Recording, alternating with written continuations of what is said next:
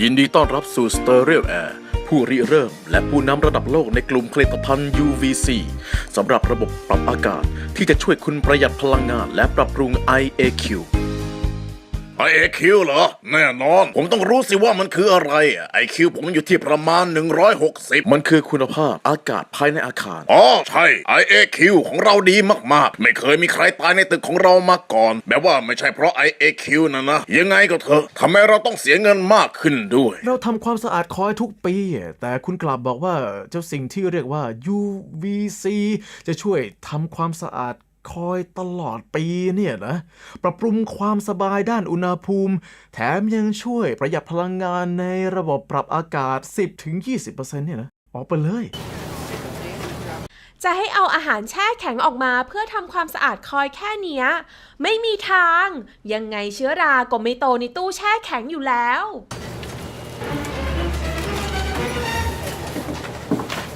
คุณกำลังบอกผมว่าเครื่องปรับอากาศขนาด250 ตันของเราผลิตคอนเดนเซตที่นำกลับมาใช้ได้ 6,000 ลิตรต่อวัน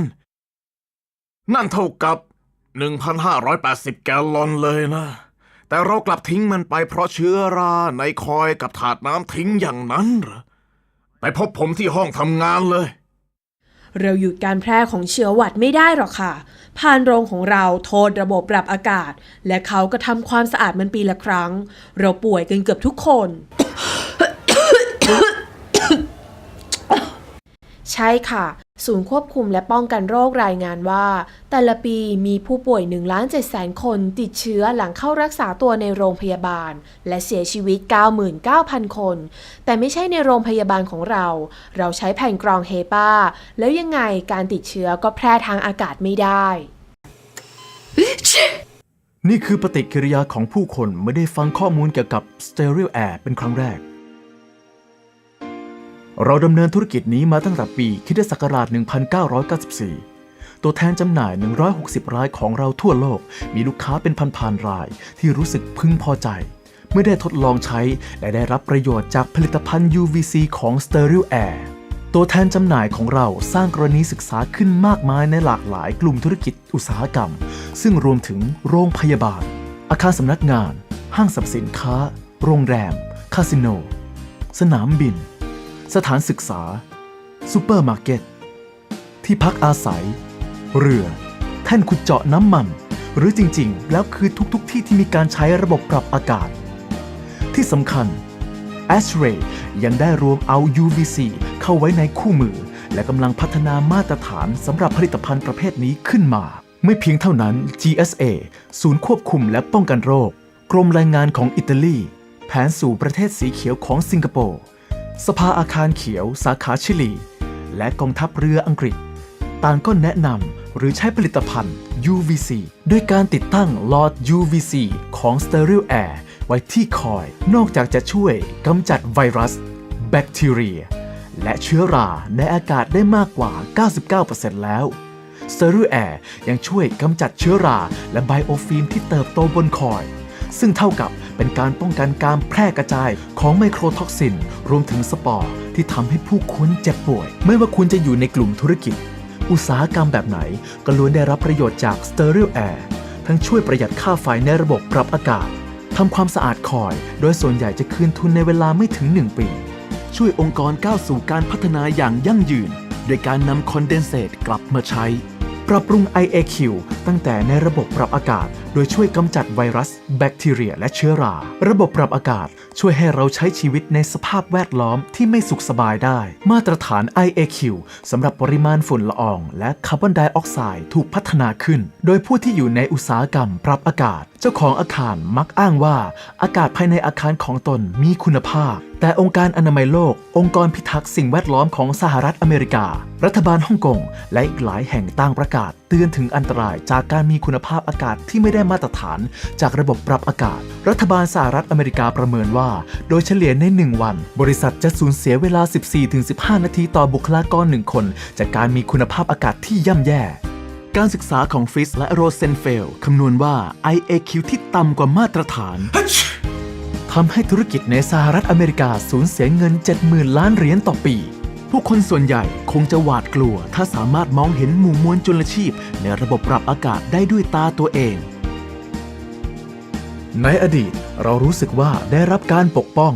เพราะความเข้าใจผิดว่าไวรัสและแบคทีเรียไม่แพร่กระจายผ่านท่อลมแต่ลิเจเนลาและซาร์สได้ทำลายความเชื่อนี้ลงอย่างสิ้นเชิงวันที่ 24 มิถุนายน ปี 2009 คณะกรรมการผู้บริหารของ ASHRAE ได้ออกเอกสารระบุว่าระบบปรับอากาศกระจายไวรัสโดยเรื่องนี้ได้รับการยืนยันจากการศึกษาทางการแพทย์ซึ่งรวมถึงการศึกษาเมื่อเร็วๆนี้เกี่ยวกับโรโนไวรัสผู้ที่อยู่ในโรงพยาบาลมักรู้สึกว่าตนเองได้รับการปกป้องจากแผ่นกรองเฮปาที่สกัดกั้นอนุภาคได้ 99.97%แต่โดยทั่วไปอากาศ1ลูกบาศก์ฟุตจะประกอบด้วยอนุภาคเล็กๆ 100,000 อนุภาคโดยการเดินทางของอากาศที่ความเร็วประมาณ800ลูกบาศก์ฟุตต่อนาทีผ่านท่อลมสี่เหลี่ยมขนาด24นิ้วเราจะมีอนุภาคเล็กๆถึง80ล้านอนุภาคดังนั้นเฉลี่ยแล้วใน1นาทีอนุภาคจำนวน 0.03% หรือ 24,000 อนุภาคอาจเล็ดลอดผ่านแผ่นกรองเฮปาซึ่งถ้าจุลชีพบางตัวสามารถเล็ดลอดมามันก็อาจจะทำให้ผู้ป่วยติดเชื้อที่มาของเชื้อโรคในอาคารโดยพื้นฐานแล้วมาจาก4แหล่งแรกแบคทีเรียเช่น Legionella จะเข้าสู่อาคารจากภายนอกผ่านการเติมอากาศ 2. แบคทีเรียและไวรัสเช่นเชื้อวัณโรคหรือเชื้อไข้หวัดใหญ่จะถูกนำสู่อาคารโดยมนุษย์เมื่ออยู่ในอากาศเชื้อร้ายจะกระจายไปทั่วอาคารผ่านทางท่อลมพวกมันจะผ่านแผ่นกรองชั้นแรกไปได้อย่างง่ายดายและก่อให้เกิดอาการเจ็บป่วยอย่างไข้หวัดใหญ่หรืออาการเจ็บป่วยที่รุนแรงกว่าแหล่งที่มาของเชื้อโรคแหล่งที่ 3ซึ่งเป็นสาเหตุสำคัญของคุณภาพอากาศที่ย่ำแย่คือเชื้อราที่เติบโตอยู่ในคอยและถาดน้ำทิ้งผลคือไมโครท็อกซินกับสปอร์ของเชื้อราจะถูกส่งกระจายไปทั่วอาคารทำให้คนเป็นหอบหืดหรือภูมิแพ้อ่อนเพลียปวดหัวมีอาการคล้ายไข้หวัดใหญ่ประสิทธิภาพการทำงานลดลง 4. เชื้อราที่เติบโตบริเวณคอยจะกลายเป็นเหมือนสารเคลือบชีวภาพทำให้สิ่งสกปรกซึ่งผ่านแผ่นกรองเข้ามาติดหนึบอยู่บนครีบคอยและก่อตัวเป็นไบโอฟิล์มที่มีโครงสร้างซับซ้อนซึ่งจะผลิตและปล่อยจุลชีพที่ทำให้เกิดการติดเชื้ออย่าง MRSA Pseudomonas และ Aspergillus ซึ่งพวกมันก็จะแพร่กระจายไปทั่วอาคารเช่นกันหน้าที่ของเครื่องระเหยหรือคอยเย็นคือการสร้างความสบายด้านอุณหภูมิภายในอาคารโดยขจัดความชื้นและความร้อนออกจากอากาศภายในอาคารอากาศที่แห้งและเย็นจะถูกทำให้ไหลเวียนทั่วอาคารโดยพัดลมขนาดใหญ่และจะถูกดูดกลับเข้าไปในเครื่องส่งลมเย็นหรือ AHU พร้อมกับอากาศอุ่นและความชื้นที่เกิดจากมนุษย์ภายในอาคารอากาศใหม่บางส่วนจะถูกเติมเข้ามาและมวลอากาศนี้ก็จะเคลื่อนผ่านแผ่นกรองชั้นแรกซึ่งทำหน้าที่ดักจับสิ่งสกปรกที่มีอนุภาคขนาดใหญ่คอนเดนเซตที่ได้จากตรงคอยเย็นจะถูกระบายออกไปยังท่อน้ำทิ้งความร้อนจากอากาศภายในอาคารจะถูกดูดซับผ่านครีบคอยโดยของเหลวเย็นๆที่ถูกสูบไปทั่วคอยซึ่งปกติแล้วจะเป็นน้ำเย็นจากนั้นความร้อนจะถูกลำเลียงผ่านน้ำสู่เครื่องทำน้ำเย็นหรือชิลเลอร์จะมีคอมเพรสเซอร์ซึ่งทำงานโดยเริ่มจากการบีบอัดก๊าซเปลี่ยนมันให้กลายเป็นของเหลวและส่งต่อไปยัง expansion valve เปลี่ยนมันกลับเป็นก๊าซอีกครั้งและทำให้มันเย็นลงก๊าซที่มีความเย็นนี้จะดูดซับความร้อนในน้ำที่มาจากคอยเย็นจากนั้นน้ำเย็นก็จะวิ่งกลับไปยังคอยในกระบวนการนี้ยังมีวงจรน้ำแยกต่างหากอีกวงจรหนึ่งที่จะสะสมและระบายความร้อนซึ่งถูกดูดซับไว้โดยก๊าซจากคอมเพรสเซอร์ก่อนจะส่งไปยังคอยร้อนหรือหอหล่อเย็นซึ่งไม่ว่าจะเป็นกรณีใดความร้อนก็จะถูกถ่ายเทจากน้ำไปยังอากาศแล้วน้ำเย็นที่ได้ก็จะถูกสูบกลับไปยังชิลเลอร์ครีบโลหะของคอยโดยทั่วไปจะผลิตจากอลูมิเนียมที่มีประสิทธิภาพในการถ่ายเทความร้อน200วัตต์ต่อเมตรเคลวินในขณะที่ไบโอฟิล์มซึ่งมักขึ้นปกคลุมครีบคอยอาจอยู่ที่ประมาณ 0.2 วัตต์ต่อเมตรเคลวินหรือก็คือมีประสิทธิภาพด้อยกว่าราว 1,000 เท่าจากข้อมูลของ California Society for Healthcare Engineering แค่ครีบคอยมีคราบหนา 0.15 มิลลิเมตรประสิทธิภาพการทำงานของคอยก็จะลดลงถึง 16% เมื่ออนุภาคเคลื่อนผ่านแผ่นกรองชั้นแรกมาเกาะบนคอยเราคงคาดหวังว่าคอนเดนเซตที่เกิดยามอากาศอุ่นเจอกับคอยเย็นจะชะล้างพวกมันลงสู่ถาดน้ำทิ้งเหมือนการฉีดล้างดินโคลนจากรถยนต์แต่สิ่งสกปรกก็ยังติดอยู่บนคอยและบ่อยครั้งที่เราต้องใช้สารเคมีที่เป็นอันตรายทำให้มันหลุดออกถึงตอนนี้เรารู้แล้วว่าทันทีที่เกิดคอนเดนเซตเชื้อราและไบโอฟิล์มจะเริ่มเติบโตเชื้อราจะเพิ่มเป็น2 เท่าในเวลา 4-6 ชั่วโมงมันจะเพิ่มจำนวนเป็นพันล้านได้ใน12 วันตราบเท่าที่มันมีชีวิตมันจะเกาะแน่นอยู่บนครีบคอยผิวหน้าเหนียวหนึบจะยึดดึงสิ่งสกปรกไว้บนโลหะและก่อตัวเป็นไบโอฟิล์มโดยไบโอฟิล์มนี้จะลดประสิทธิภาพในการถ่ายเทความร้อนของคอยลงซึ่งส่งผลให้อากาศไม่เย็นและความชื้นถูกขจัดออกไปไม่มากพอเพื่อให้อยู่ได้อย่างสบายขึ้นผู้อยู่ในอาคารคงต้องปรับอุณหภูมิของระบบปรับอากาศหรือไม่แผนกซ่อมบำรุงก็ต้องตั้งค่าของชิลเลอร์ใหม่ซึ่งทั้ง2 กรณีล้วนทำให้ชิลเลอร์และปั๊มกินไฟมากขึ้นในอาคารสำนักงานทั่วไประบบปรับอากาศจะใช้พลังงาน 60% ของพลังงานทั้งหมดที่ใช้ในอาคารในจำนวนนี้ชิลเลอร์และปั๊มจะใช้พลังงาน 70% ปี 2006 ASHRAE ได้เผยแพร่รายงานซึ่งประเมินว่าการที่คอยสะอาดจะช่วยเราประหยัดได้ถึง 15-30% Stereo Air ทำความสะอาดครีบคอยอย่างต่อเนื่องโดยการทำลาย DNA ของจุลชีพเมื่อ DNA ถูกทำลายจุลชีพก็ไม่สามารถเติบโตมันจะตายแล้วเชื้อราที่ตายแล้วก็จะหลุดร่วงออกพร้อมกับสิ่งสกปรกและถูกชะล้างโดยคอนเดนเซตลงสู่ถาดน้ำทิ้งไบโอฟิล์มซึ่งเติบโตอยู่ในท่อลมก็จะตายเช่นกันเมื่อขาดแหล่งอาหารที่เติบโตอยู่บนคอยผลที่ได้คือคุณภาพอากาศภายในอาคารที่ดีขึ้นซึ่งจะช่วยลดการเจ็บป่วยและการขาดงานของพนักงานบางครั้งได้มากกว่า 25-50% เลยทีเดียวนอกจากนี้มันยังช่วยลดการติดเชื้อในโรงพยาบาลด้วยการศึกษาในทารกแรกเกิดชิ้นหนึ่งแสดงให้เห็นว่าหลังการลงทุน $30,000 สหรัฐการติดเชื้อก็ลดลงถึง 40% ประหยัดค่ายาปฏิชีวนะการทดสอบในแลบค่าแพทย์และพยาบาลได้มากถึง $800,000 ต่อปีแล้วโรงพยาบาลยังได้รับโบนัสจากการที่ผู้ป่วยอยู่รักษาตัวในโรงพยาบาลสั้นลงและมีเตียงว่างเพิ่มขึ้น Stereo Air มีตัวอย่างการช่วยประหยัดพลังงานให้ศึกษามากมายคืนทุนได้ใน 1-2 ปีหรือบางกรณีอาจเร็วกว่านั้นประสิทธิภาพของคอยวัดได้ง่ายๆโดยการตรวจสอบค่าเดลต้าทีหรืออุณหภูมิที่เปลี่ยนไปของน้ำยาหล่อเย็นเมื่อเข้าและออกจากคอยก่อนติดตั้ง Stereo Air อุณหภูมิน้ำเย็นส่งเข้าอยู่ที่ 6.6 องศาเซลเซียสอุณหภูมิส่งกลับอยู่ที่ 9.8 ค่าเดลต้าทีจึงเท่ากับ 3.2 หลังติดตั้ง Stereo Air ทั้งที่ภายในมีอุณหภูมิและความชื้นเหมือนเดิมแต่อุณหภูมิส่งเข้ากลับเพิ่มขึ้นเป็น 8.5 องศาอุณหภูมิส่งกลับ 13.6 ค่าเดลต้าทีเท่ากับ 5.1 ประสิทธิภาพของคอยได้รับการปรับปรุงให้เพิ่มขึ้นเป็น 21.1%ดังที่ได้รับการพิสูจน์แล้วในการศึกษาที่อาคารรัฐสภาสิงคโปร์อีกวิธีหนึ่งที่ง่ายกว่าในการตรวจสอบว่าคอยได้รับการปรับปรุงแล้วจริงคือการใช้ Contact Plate ซึ่งจะช่วยให้เห็นการมีอยู่ของเชื้อราที่คอยและท่อลมทั้งช่วยพิสูจน์ว่ามันถูกกำจัดออกไปแล้วโดย Stereo Air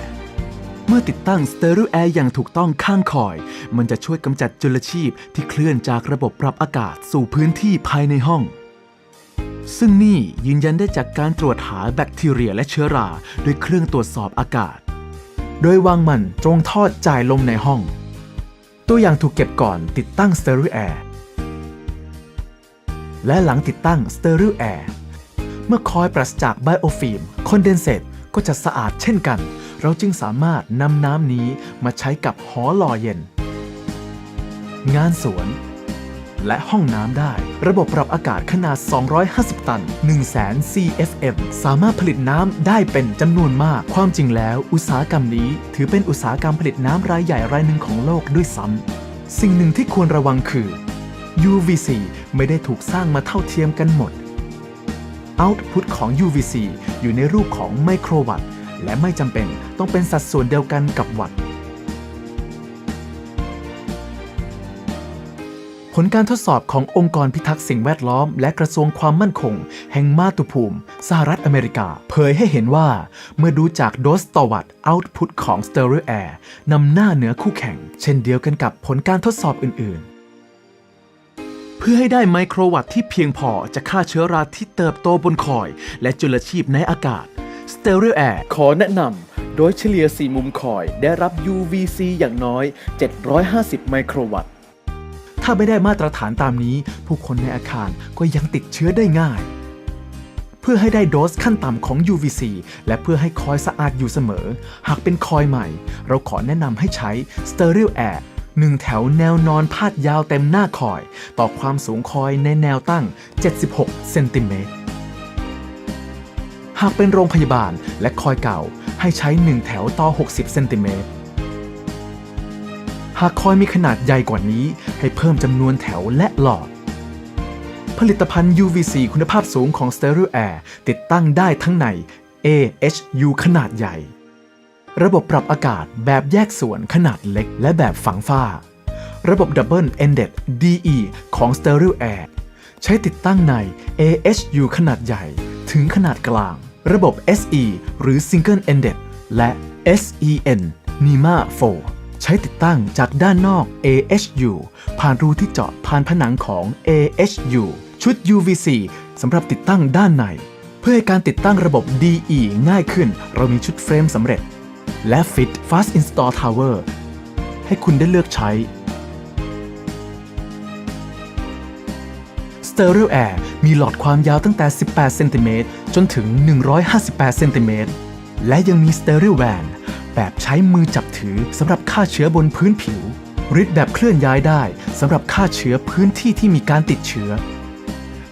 แบบติดตั้งบนเพดานซึ่งช่วยลดการปนเปื้อนในห้องผ่าตัดห้อง ICU ห้องแยกโรคห้องแลบและห้องสะอาดนอกจากนี้ยังมี Stereo Zone ซึ่งช่วยขจัดสิ่งปนเปื้อนในอากาศหากต้องการใช้กับน้ำเรามี Hydro Emitter ซึ่งกันน้ำได้ Stereo Air สำหรับตู้แช่เย็นผ่านการทดสอบให้ทำงานภายใต้อุณหภูมิ-30 องศาอุตสาหกรรมแปรรูปอาหารก็ได้ประโยชน์จาก Stereo Air ทั้งลดความเสี่ยงจากการปนเปื้อนและยืดอายุผลิตภัณฑ์หรือ Shelf Life ไม่ว่าคุณจะอยู่ในกลุ่มธุรกิจอุตสาหกรรมไหนก็ล้วนได้รับประโยชน์จาก Stereo Air ก้าวขึ้นไปอีกขั้นเพื่อการพัฒนาอย่างยั่งยืนที่แท้จริงลดค่าใช้จ่ายเพิ่มผลกำไรและเหนือสิ่งอื่นใดคือการส่งมอบคุณภาพอากาศภายในอาคารที่ยอดเยี่ยมโทรหาตัวแทนจำหน่ายของ Stereo Air หรือติดต่อ Stereo Air ทางโทรศัพท์อีเมลหรือเว็บไซต์ www.stereoair.com